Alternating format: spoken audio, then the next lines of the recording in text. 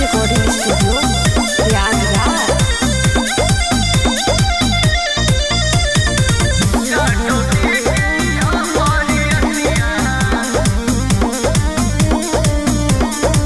कमर पर पिस्टल ताने लगाए बाए, गोली चलावे ल तू धाए धाए। के बड़ा हो? अरे चीना नहीं तू का हो? कमर पर पिस्टल ताने लगाए बाए, गोली चलावे ल तू धाए धाए। अच्छा बालू चले तू आतिया। सुनो सब रंगदारन के जुटल जमतिया, आइल बाड़े सब साथी संगतिया, जाटव जी के बरियतिया।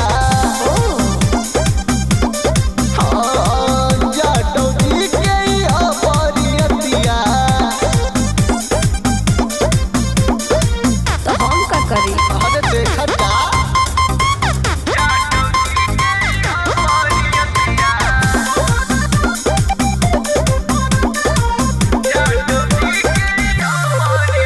हाथ लेके हथियार बोलो तारा रंगदार, हम थाक गए बनी ओ गए सरकार। अरे तुम दया करो। अनु आज सारा बरतियन के खुश कदमन, तो भलैकन के बारू हो तू ही पसंद।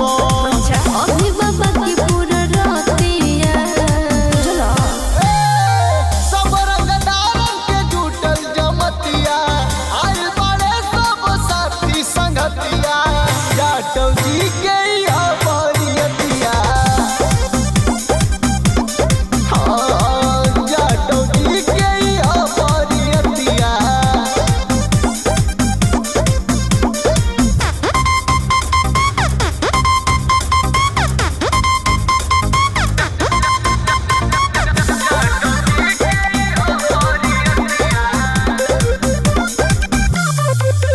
तू उड़ावा तारा नोट, चुमल चाहो तारा होठ, मजा ले लो बटे हमरा तरफ से सपोर्ट। आवो ले लो ना।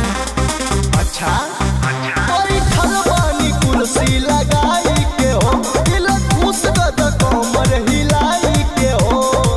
मंजिल धड़के लछतिया।